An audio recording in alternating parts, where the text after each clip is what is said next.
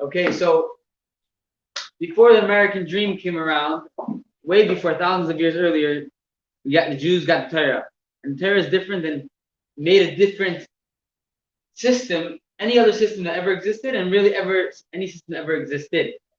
If you learn Torah, this is make a difference who you are. You could reach to the highest level, which means if someone, a beggar from the slums, starts learning Torah and he becomes a big Talmud Chacham, he becomes the highest level. There's no father, money. It's literally how much work you put into it. There's no other thing in the world that has such a concept. If you want to become a official in the government, you want to make it a business, every single thing, you need connections, you need money. Torah is one thing.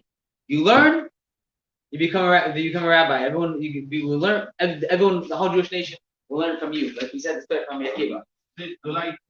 So we're going to say that right now. It says that there's 3 crowns that are in Judaism. There's Kahuna, which means the Kohen Gadol. Every Kohen has a crown, especially the high priest, and he's the one that goes into the Holy of Holies. He's the holiest Jew. So it's the high priest. There's another crown which is even a way higher than the high priest, is the king. King David, King Solomon, very spiritual people that they were chosen by Hashem to lead the Jewish nation. But even higher than that is the crown of Torah.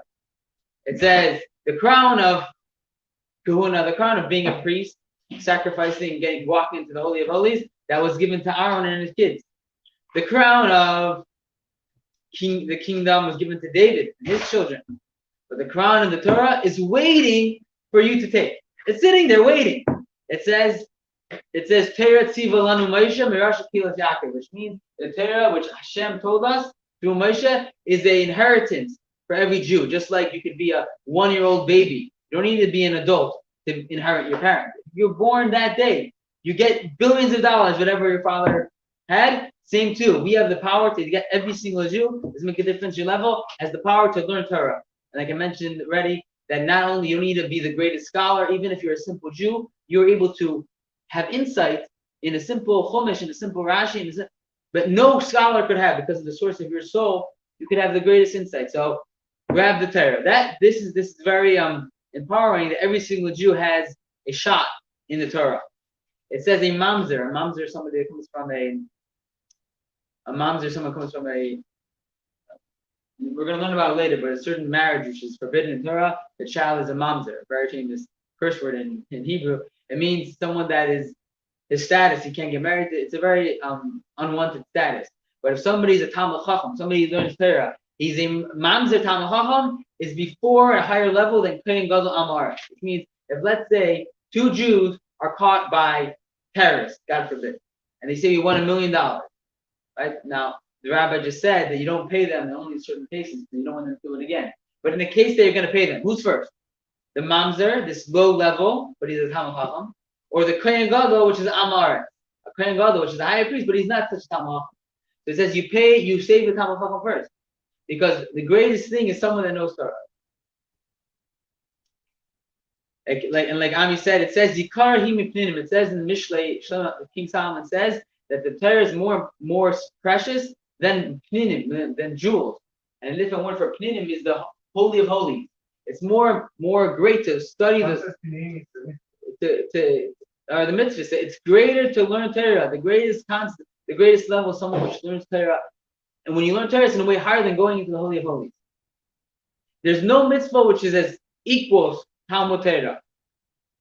And Talmud Torah is before everything, because Talmud, when you learn, you end up doing. If you do, you won't end up learning. But if you learn, you always end up doing. Let's say you have a mitzvah and you have learning Torah. Which one do you do? If nobody can do the mitzvah, then you do the mitzvah. If somebody isn't caught by terrorists, you can't start learning. You have to go save them. But if there's the Israeli government and the Mossad, then you can go sit and learn, right? Or every other case like that. The first thing you go to heaven, the first thing they ask you, how much did he learn? Therefore, it says, better learn Torah for the wrong purposes. Now, the simple meaning is, let's say you learn Torah to get Elam Haba, or you learn Torah because you just learn because you know that you're a Jew. You learn Torah. You don't learn for love. You don't learn out of love for Hashem. So you don't have the godliness revealed in the Torah. Sort of you're lowering the level of the Torah in a certain sense. But it's better to do that than not learn at all. And it says not only that, when you learn a lot of Torah for the not good reason, you'll end up learning for the good reason. The Torah will inspire you to start learning to connect to Hashem. Now here's where it comes to the case I said, please brace yourself because it's going to be very demanding. It says, whoever wants to get the crown that we're talking about, he cannot have any other goal in life. Not a house, not a car, nothing. No fame. You have to have one goal, learning Torah. And you should not think that I'm going to get, along with the Torah, riches and respect. You have to give it all up for Torah. It says, this is the way, it says in Pirkei Avos, this is the way of Torah. Pas v'melech, which means bread and salt. You eat, that's your meal. Water in a little measuring cup. You sleep on the floor, have life of pain, and toiling in Torah. That's how you get the crown of Torah. It says, and even then, you won't even finish. Even then, the Torah is so big, you still won't finish. But you're not a free man to stop, to try and try and try. The more Torah you learn, the more schar, the more merit you get, the more pay you get. And the more pain, the more you gain. The more you toil, if you try to learn something you don't understand, you'll never understand. You learn again and again and again. Hashem will pay you for that. So some people say, okay, you know what? I agree. I'm going to do this. First, let me get $1 million. Then I'll sit and learn. It says no. If somebody says that, he will never get to know Torah. It's a line in Pirkei Avos. It says, don't say when I have time, because you'll never have time. It says another thing, a detail in order to get the crown of Torah, which is also very challenging. It says in the Torah, it's not in the heavens. So what does it say in the Gemara? If somebody's a big shot, he will never understand the truth of Torah. He will always understand the wrong meaning. He'll never get it the right way, especially the halacha.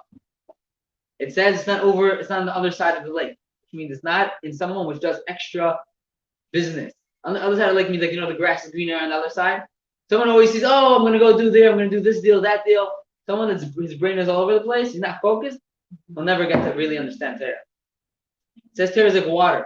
Just like water goes down to a place which is low, like Florida, so too, the Torah only goes down to a place which has low heart. If someone is big shot, or he has big dreams, as they say, he wants to enjoy life. He wants to feel he will never get to understand Torah. Isn't that why Beis Hillel was considered low?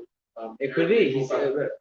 Herschel's saying that Beis Hillel maybe had a higher level of humility, and that's why the law is like Beis Hillel. Maybe. It says, what does it mean? How low of a humility you have to have? We learned to Pirkei Avos. You have to roll in the dirt of the rabbi's feet, which doesn't mean literal, but means like literally cling on to the Torah. You have to push away out of your heart all the enjoyments and pleasures of the time. It says you do a little bit of work to live, and the rest of the day and night you learn Torah. Now here comes the thing which, the flip side. It says somebody says, you know what? No problem. I'm gonna learn Torah all day and let people support me. This is a chil Hashem, like you learned before. It's one of the worst aveiros, right? You're embarrassing Hashem's name because you're a person who learns Torah and you're making other people take care of you. It's not right. He says not only it's a chil Hashem, you're embarrassing the Torah, you're lashing out the light of the religion, and you're causing bad to yourself, and losing your Elam Haba. What's the reason? Because you're not allowed to enjoy the Torah in this world. The enjoyment of Torah is the world to come, like we explained. What happens in the world to come? In the world to come, you go through your life, this world, but you actually understand what you learn. In this world, we have a little bit of a vague knowledge of what we're learning. You only see the surface.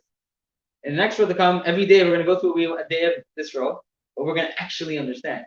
So we're actually going to appreciate and enjoy the Torah. The biggest pleasure in the world is the Torah. So we don't have the Muslim, we don't have that heaven. We have a real heaven of enjoyment, the Torah, right? So this enjoyment is in the world to come. We just linked in last parsha. He says, the machar, tomorrow we get the reward. This world we toil. So you can't say, okay, you know what? I'm going to learn all day, but I'm going to get bonus. I'm going to get respect. I'm going to get money.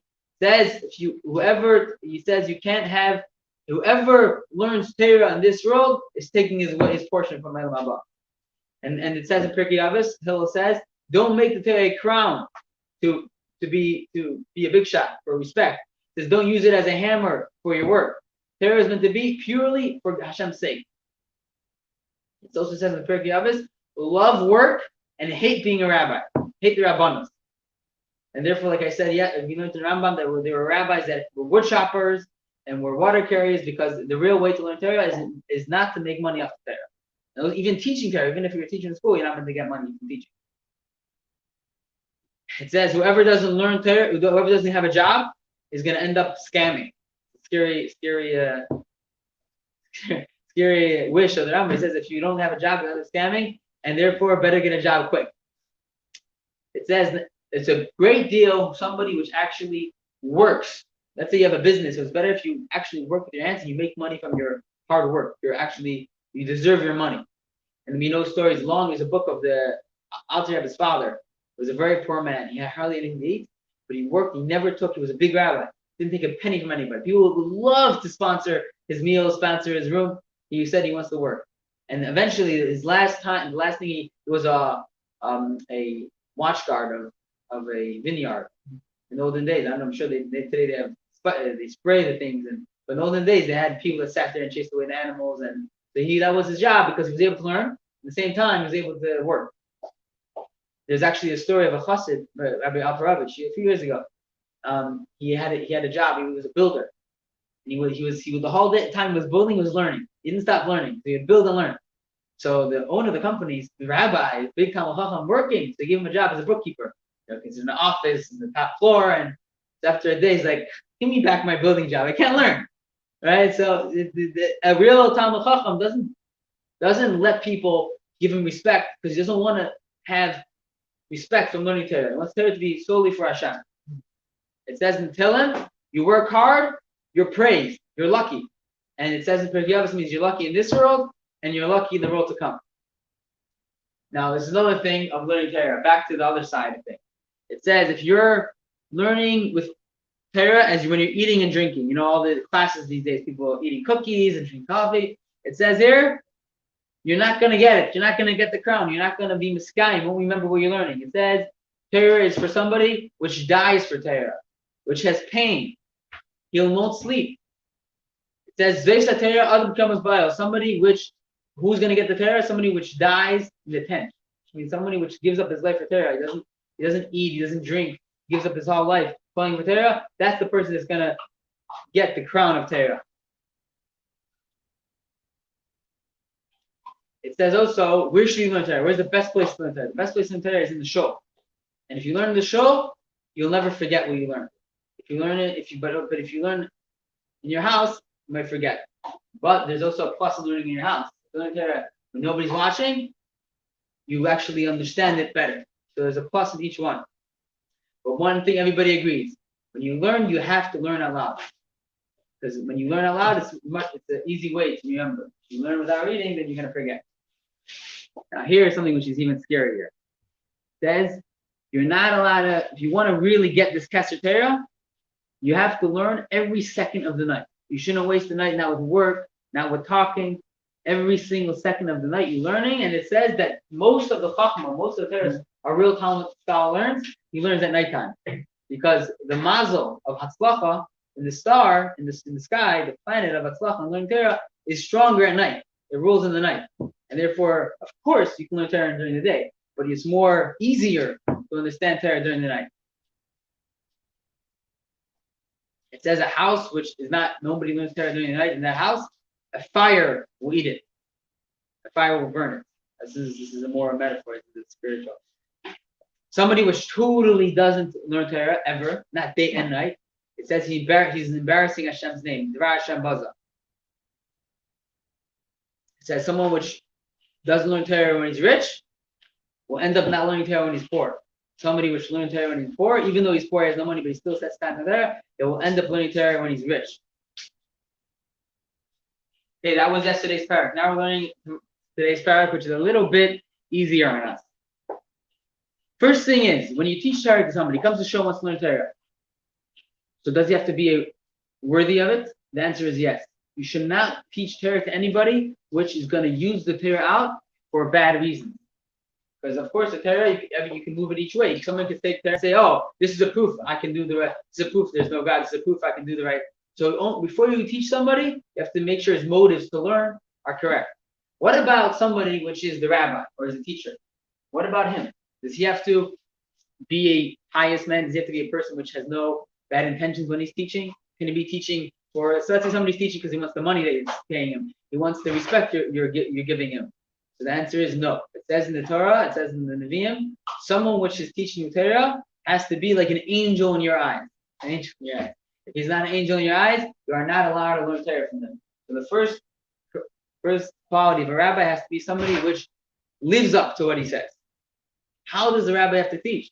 So it says in the halacha that all the students have to be being able to see the rabbi, and therefore they have to sit in a circle, not in rows that someone's far away. Everyone has to be equal, like we were saying before. That Torah is the first ability of somebody to become equal and come to the high level is through Torah. In the olden days, apparently the rabbis used to be very, very smart. And they had to have a metargim, had to have a middleman between the rabbi and the students.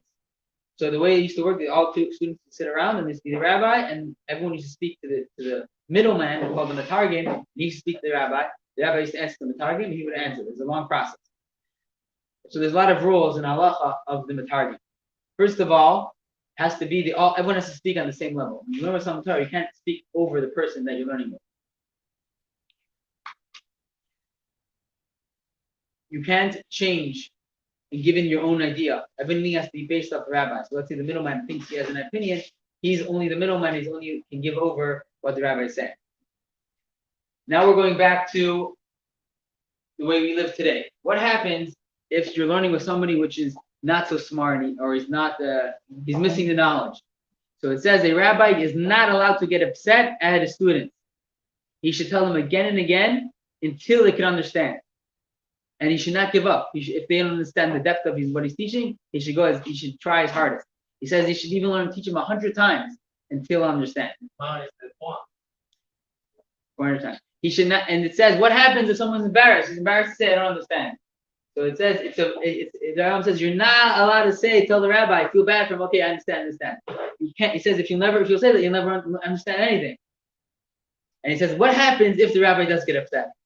He shouldn't, but let's say, he says, you should not give up. He says, Rabbi, it's the Torah. I need to learn. Have mercy on me. He says, what happens if everybody in the room understands and you're the only one that doesn't understand? He says, you shouldn't be embarrassed. He says, if you're going to be embarrassed, you're going to be going in and out of shul and not understand.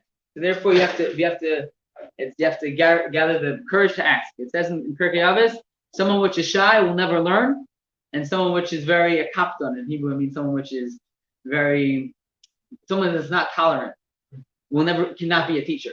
You have to be tolerant to teach, and you have to be brave to learn. What happens if he's a teacher in school and he realizes the reason why he has to say something 100 times is because they're not listening? So he says, no, then you should not say it again. You should go move on. And you should tell them, it's your fault. You don't understand. So you have to always balance. You have to have gvura and chesed. On one hand, you have to show that you're ready to give and teach as much as possible. At the same time, you have to, if they're not behaving and they're not working hard enough, then you have to sort of rebuke them. It says, therefore, a teacher in front of his students, I'm assuming this is like children, you're not allowed to eat or play games, because then they'll look at you as one of them. They should always have an awe from you in order to challenge them to work harder. It says, when a rabbi walks into the shul, you shouldn't ask him a question, you should wait till he calms down. And in general, when you ask a question to the rabbi, you shouldn't ask a challenging question. I know in shul, people like asking questions that stump the rabbi. Well, according to halacha, you're not allowed to stump the rabbi, which means if let's say he's talking about Pesach, you can't start asking about shul. You can't, or if let's say you think he's not going to know the answer, you can't ask. On the other hand, the rabbi is allowed to ask questions to the students that they don't understand, because that's a way of challenging the kids or the students to if you ask them a random question, a random place, you're not embarrassing them, you're challenging them, so that's fine. Can you ask them one-on-one? Oh yeah, of course. This is more of a respect in the shul. It says when you ask a rabbi, you can ask him from behind. You have to ask in front of him. Now, what happens if two people ask the same question in the show? You only have time, let's say it's right before Ma'ariv, you only have a time to answer one question.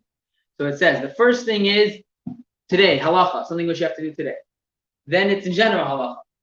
Then there's agada. It's the story, like we learn the stories about the Talmud stories, which are not halacha.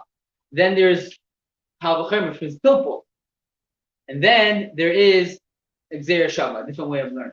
What happens if there's different levels, people asking? So then you have to ask to someone which is more wise, a Talmud Chacham, then you answer him first. Let's say both of them have the same question. So then it's the middleman's permission to decide who to answer, which in these cases the rabbi. Now here's something which is very hard to do. If you learn in yeshiva, you know it's a very big challenge. This is the last halacha of the Rambam. It says you're not allowed to sleep in the shul, in the study hall. So if you learn in yeshiva, you know it's a, I don't know if you're there yet, but if you're learning Beis Medrash, it's very hard to not fall asleep. It says this is a shul too, yeah.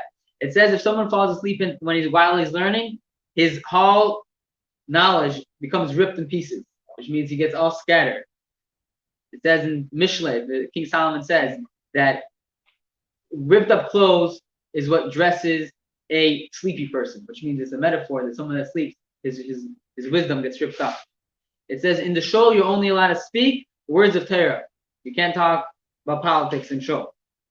Even somebody which sneezes, you shouldn't tell him bless you in the Beis Medrash because bless you is not Torah. That's how extreme we have to be careful in not speaking not Torah in the shul. It says what happens, what's more holy, the place you learn or the place you daven? So the place you learn is the highest place, the holiest place in the world. It's even in a way holier than the Holy of Holies, because the place where you learn, like we learned, is even higher than in the shul, even than the Holy of Holies, because the greatest mitzvah is the mitzvah of learning Torah. Like we said, when you learn Torah, not only Hashem surrounds you, but also Hashem goes in you. That's why we say in Tehillim, Torah is like food, because just like food goes inside, Torah goes inside, you actually connect to Hashem, and therefore it's in a way the highest mitzvah, and every person that learns Torah can reach that level. Have a great day.